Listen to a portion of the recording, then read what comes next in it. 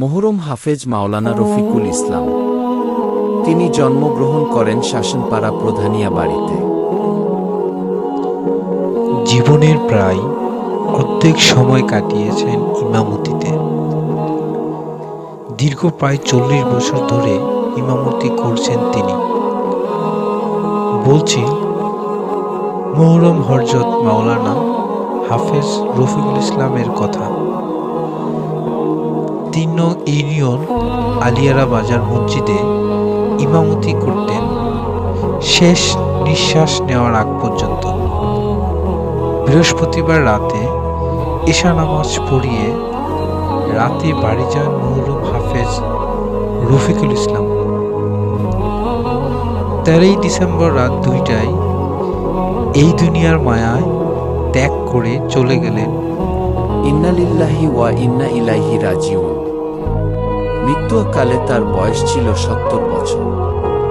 তার মৃত্যুতে আলিয়ারা বাজারের সকল দোকানদার সহ আলিয়ারা এলাকাবাসী গভীর শোক প্রকাশ করছেন ও শোকাহত পরিবারের জন্য সমবেদনা এবং মরহুমের রুহের মাগফিরাত কামনা করছেন।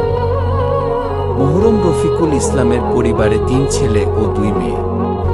3 ছেলেই থাকেন সৌদি আরবে। মৃত্যুকালে কোনো সন্তান ছিল না বাবার পাশে। ছোট ছেলে ফয়েজ বাবার এই সংবাদ শুনে ছুটে এলেন শেষবারের মতো বাবার মুখখানি দেখবার জন্য। বাবাকে নিজে কবরে রাখবে। পরিবারের সদস্য মোহাম্মদ ফয়েজ বলেন, আমার বাবা দীর্ঘদিন ইমামতি করেছেন। যদি আমার বাবা কারো সাথে কোনো রকম ভুল করে থাকে তাহলে আমার বাবাকে ক্ষমা করবেন। আল্লাহ তাআলা যেন আমার বাবাকে জান্নাতুল ফেরদৌস দান করেন। মাওলানা রফিকুল ইসলাম আপনার কি হয়? উনি আমার ছোট চাচা। আমার বাবার 3 ভাই। মৃত্যুকালের ওনার যে রেখে যাওয়া যে ফ্যামিলিতে কে আছে? ওনার 3 ছেলে এখন সৌদি আরবে আছেন।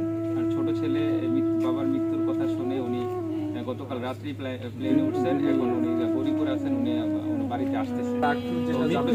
যেটা আমরা জানতে পেরেছি যে পবিত্র জুমার নামাজ পড়ে যে প্রাথমিক পর্যায়ে একটা জানাজা দিয়েছেন। সর্বশেষ যে বিদায়ের জানাজা এটা কিছু 4টা বাজে হওয়ার কথা ছিল। এখন 4টা বাজে যে জানাজা হওয়ার কথা ছিল, এখন কেন হচ্ছে দেরি করা হচ্ছে? কে আসবে? এটা ওনার ছোট ছেলে ওনার বাবার গতকাল রাতে মৃত্যুর খবর শুনে ও মানে আপসেট হয়ে যাওয়ার পরে তার বড় ভাই তাকে টিকিট কাটার জন্য ব্যবস্থা করে দিছে।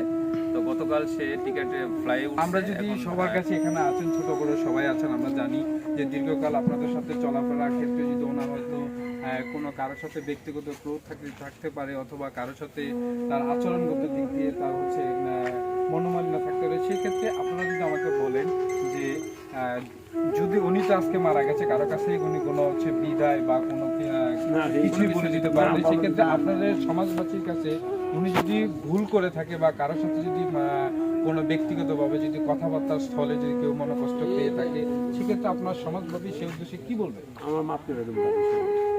ওনার ফ্রম দ্য বিগিনিং থেকে মানে আজকে গতকাল পর্যন্ত উনি মৃত্যুর আগ পর্যন্ত উনি দিনের লাইনেই ছিল।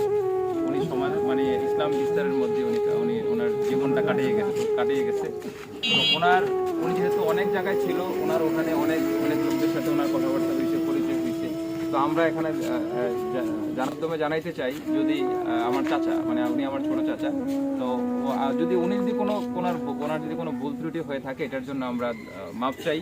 ওনার পক্ষ থেকে আমরা মাপ চাই, যাতে সবাই ওনাকে মাফ করে দেয়। আর যদি ওনার কাছ থেকে কেউ কোনো টাকা পয়সা মানে পাওনা থাকে, সেটা আমি পরিশোধ করে দিই। সেটা হ্যাঁ, আমার নাম রেজাউল করিম সুমন। আমি ওনার বড় ভাইয়ের ছেলে, মৃত আমার চাচা, ছোট চাচা।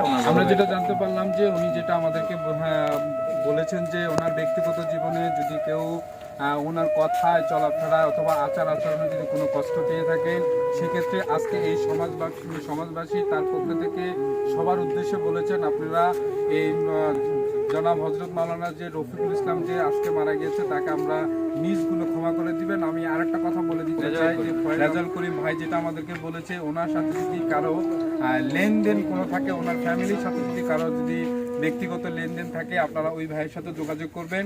আপনাদের সঠিক প্রমাণ দিয়ে ওই ভাই আপনাদের যে দেনা পানা এগুলো শোধ করার জন্য চেষ্টা করবে।